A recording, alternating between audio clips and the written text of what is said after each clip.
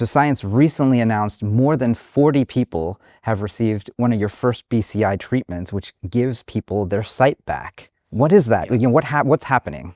So we finished a big clinical trial last year, which was published in the New England Journal of Medicine in the fall.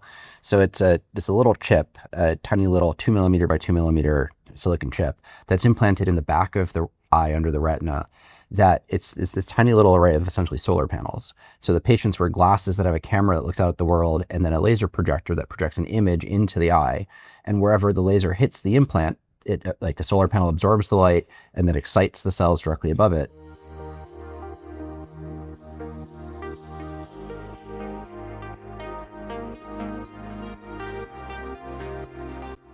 For decades, the masses believed progress meant better keyboards, faster touchscreens, and cleaner gestures.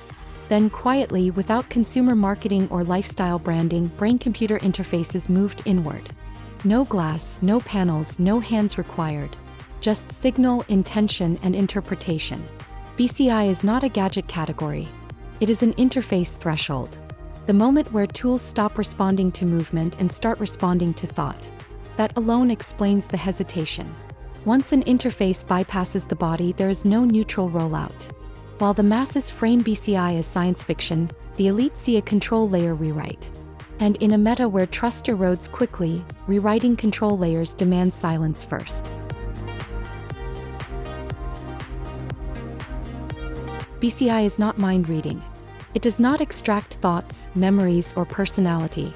BCIs may allow us to interface with computers, media, and robotics just by thinking about it. They could even allow us to meld our minds with a computer and could potentially change the course of human evolution. It interprets electrical patterns associated with intention. Neurons fire. Signals propagate. Electrodes detect. Software translates. That is the entire loop.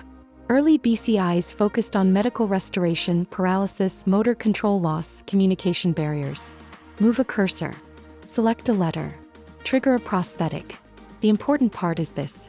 BCI works best when the task is narrow, intentional, and repeatable. It is strongest where traditional interfaces fail completely. The masses expect instant superpowers. The elite understand BCI begins as recovery, not enhancement. Don't follow the crowd. Follow the aura.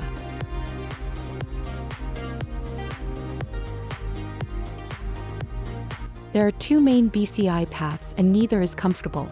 Non-invasive BCIs sit outside the skull. They are safer, removable, and easier to approve. They are also noisier, slower, and less precise. Invasive BCIs go inside the skull. They offer clean signals, faster response, and higher resolution. They also introduce surgery, risk, and permanence questions. This trade-off defines the entire field. Precision demands proximity. Safety demands distance. The tension is not technical. It is philosophical. How close do we allow machines to get before trust collapses? The masses debate fear scenarios. The elite debate signal-to-noise ratios and long-term stability. BCI has worked in laboratories for years. Its delay is not failure. It is containment. Once you connect brains to systems, mistakes scale catastrophically. Latency errors. Calibration drift. Interpretation ambiguity. These are not inconveniences. They are agency risks. That is why BCI stays purpose-bound. Clinical first. Therapeutic first. Narrow scope first. This is the meta lesson most people miss. BCI advances fastest where freedom is already constrained. Because intent clarity matters more than speed. The masses want consumer rollouts. The elite want zero ambiguity before expansion. Don't follow the crowd. Follow the aura.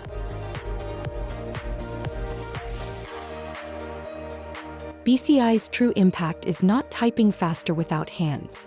It is restoring action where action disappeared. Speech for those who lost it. Movement for those who cannot initiate it. Autonomy where dependency took over. This redefines value. BCI does not compete with smartphones. It competes with limits. Even in future enhancement scenarios, BCI will not replace interfaces. It will compress intent distance. Less translation, fewer steps, lower friction. That future is quiet, assistive, and deeply personal.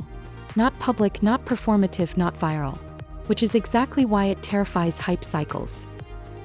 And so, yeah, I mean, there's a big clinical trial in Europe across 17 sites, and it was a huge effect. So we are submitting for approval now. It's not approved on the market yet. Hope to have that later this year. For those watching who have never heard of a brain-computer interface, what is it? And what have people been able to do? What are they able to do now?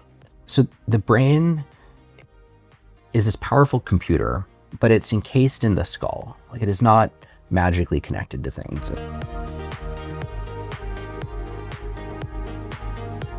No interface demands consent like BCI. You cannot scroll past consequences. You cannot ignore implications. Who owns the signal? Who interprets it? Who stores it? These are not legal footnotes. They are foundational. The elite understand something critical here. BCI cannot launch as a platform.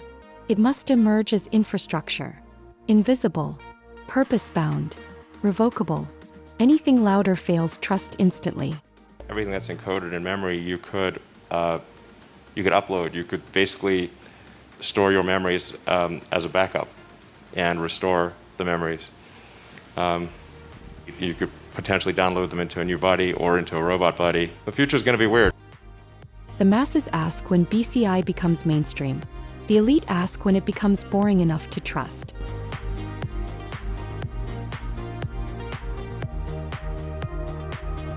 This is really happening. It's not a secret, it's public knowledge. BCI is the most intimate interface humans have ever attempted.